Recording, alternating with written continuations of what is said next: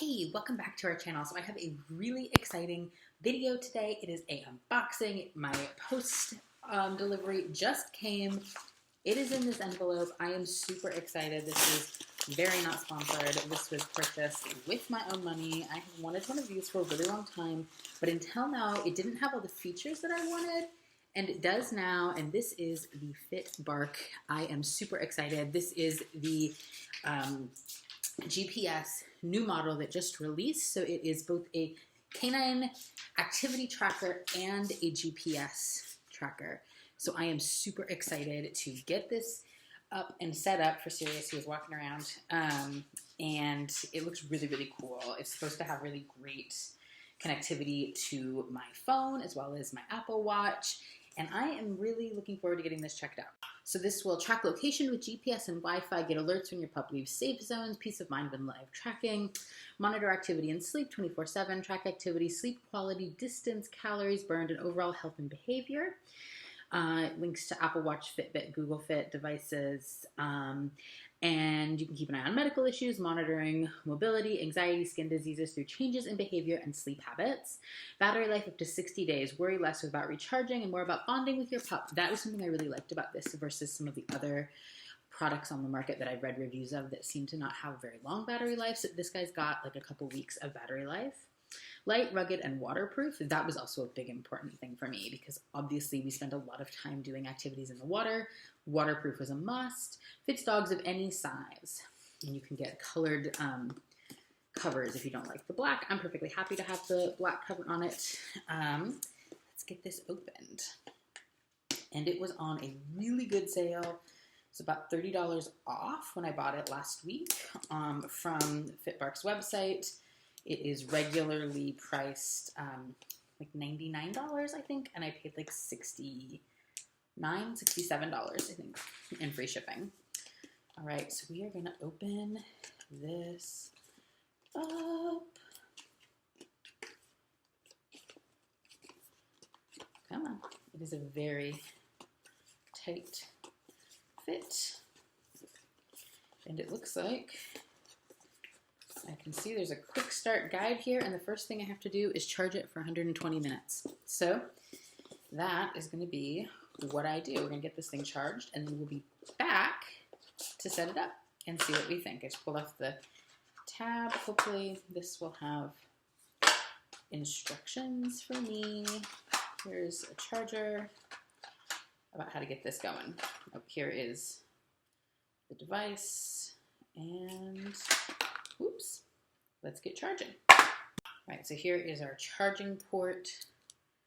This just clamps right on. You can see there's little sensors that clamps on there. I used to have a Fitbit before I went to Apple Watch, so I imagine that this is going to be pretty comparable, and then it is a USB charge, so I'm going to just grab a charging brick and charge. Okay, I'm back. It's 2 hours later.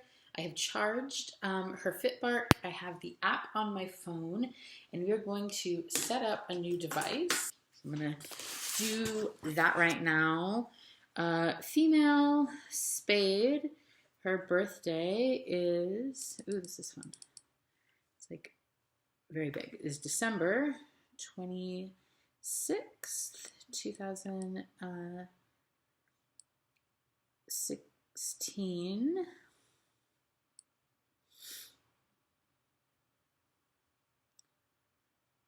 And I want to know where she lives, which is in the United States, and our zip code, which I'm not going to tell you. Okay. Oh, it also wanted her weight. She is 103 pounds. She wanted to know primary breed, so it does look like you could put in multiple breeds, and they have a huge like pick list. And we have Newfoundland. Okay. Yeah, they have a primary and secondary breed. So you can pick 2 breeds, sort of if you know, or guessing what sort of mix your dog is. Check any of Sirius's medical conditions. Allergies, skin, ears, etc. Nope. Arthritis, nope. Brain aging, nope. Cancer, nope. Diabetes, nope. Heart disease, nope. Other, nope.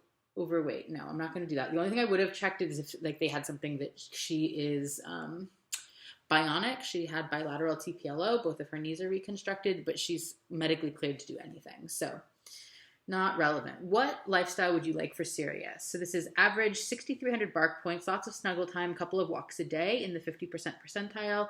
Active, 8,500 bark points. Adventurous, always playtime in the 75% percentile. Olympian, 11,100 bark points, never stop going, full speed ahead in the 90% percentile. I'm going to guess she's probably in the middle, like actually is really active. We do a lot of things. But she's also in Newfoundland. So she goes kind of in two speeds. She is super, super, super high drive, and then she's napping.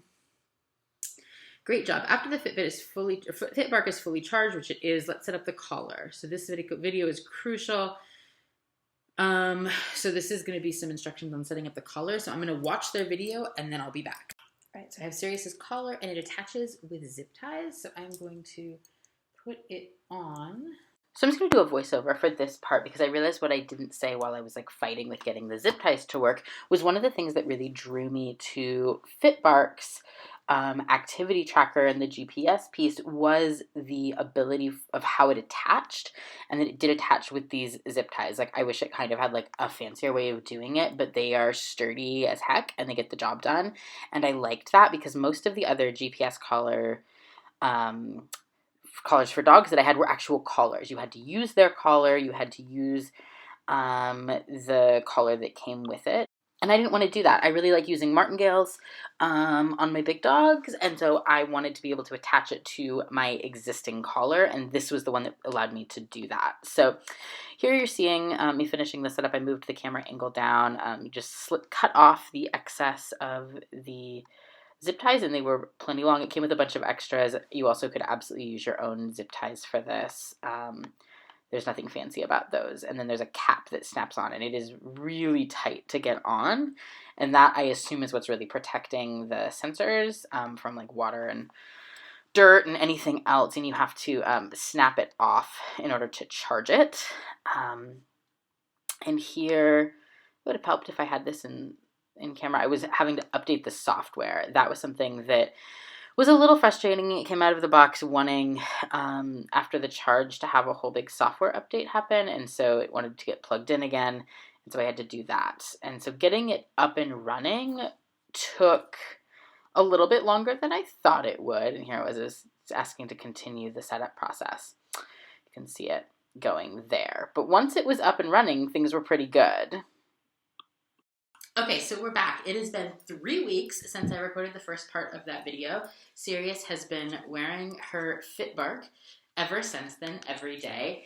And here's the thing, I actually really like it. And I wanted to wait until I had used it for a few weeks to get a real sense of what I thought. And I'll be honest that the first week it was on her, I was prepared to return it. It has a 30-day no questions asked return policy, and I thought we were going to return it. I was frustrated as heck with it at first. And the big issues I had was the charging is pretty sensitive. And so I charged it up for the first thing. It said to charge for 2 hours. When I took it out of the box, I put it on the charger. It looked like it was charging to me. It came off the charger and it had not charged. That was frustrating. But that was a user error getting used to its charging. I don't love the way that it charges. I think that it is a little finicky to make sure that it's actually connected the way that it's supposed to be. And it doesn't stay lit the whole time it's charging, so it's hard to tell. So that's a little frustrating, but I do really like it. Once I got the hang of that, and I will say once I got it charged, we've had it 3 weeks, and I have charged it once, twice, and I didn't need to.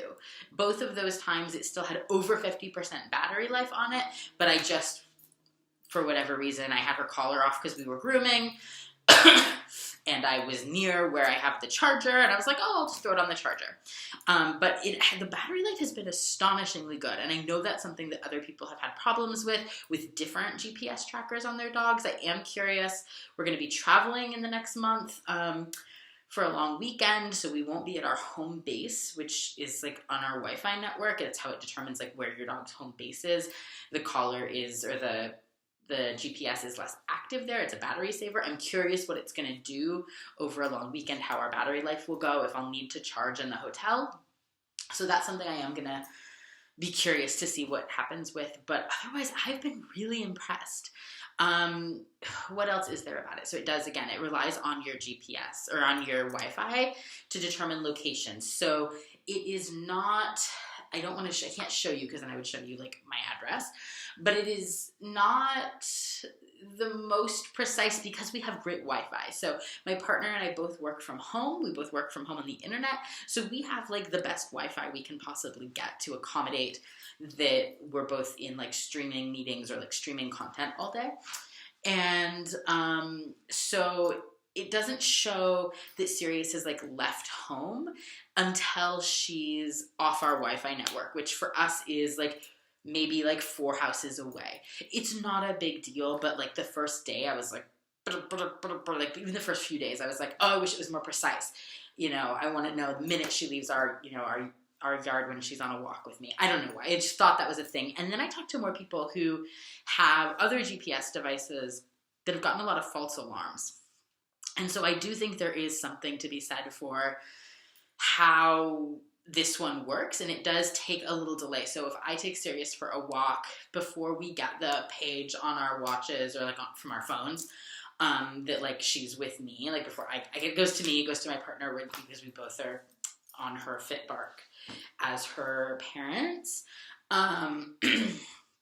It says the FitBark website says it takes between 1 and 3 minutes because I believe they do multiple pings of the GPS device to make sure that it's not a misread, which I appreciate. I've heard people freak out, understandably, that their dog was outside of the home and they weren't there, and then they get, you know, they rush back home or they get to the house and the dog was there the whole time. It had been a false ping somehow. So I do appreciate that with FitBark, it does take an extra couple of minutes.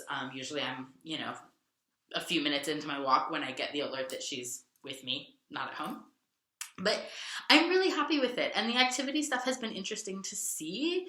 I'm still getting the hang of figuring out, like, what do they qualify as her playing? You know, it definitely picks up activity really well. I'm not sure that it always picks up her playing, and I don't know how much of that, like, different from activity, because it tracks activity, sleeping, and play. Play and activity are different. And it doesn't always differentiate in the way that, like, I know she was playing, it shows her just as active, and I'm not sure if that's because of her play styles, because of how she plays with toys, because, you know, what if her favorite games are things like tug. She's not a dog that does, other than if we're playing in water, she doesn't do a lot of like fetch games. I think it's kind of programmed for that sort of play activity, but I don't know. That said, I really like it. I think that it was worth the money. I'm keeping it. I did not return it. And I like it better than anything else on the market. And it's fun. I love having ridiculous amounts of data about my dog. And, you know, the GPS is just a nice added feature. I have wanted a GPS device to come out that really worked for the dogs forever. And I'm really pleased with this one. I think that the size of it and the weight of it is really great. You know, it's very appropriately sized, obviously, for Sirius, who is giant. But I think that if my Chihuahua weren't 17 and a half, it wouldn't be too heavy on him. It might be. I wouldn't be thrilled to put it on him. I think as a 10-pound dog, it would be a little big for him, but a little bit bigger than him, and it would be totally fine. So that's my review of the FitBark Activity GPS Tracker for dogs. I really like it. You know, this is absolutely not sponsored. I bought it with my own money, and I'm pretty happy with that purchase. Let me know in the comments if you have any of the different GPS trackers for your dogs, what you think of them, if you're thinking about getting one, and what you think of the other activity data, if you have one on your dog, and what you see, how active it is. So Sirius and I, hi Pumpkin, are gonna go, yeah, you're a good girl. And I hope that you and your dogs are having a super fun week, and we will see you again in another video very, very soon. Bye-bye.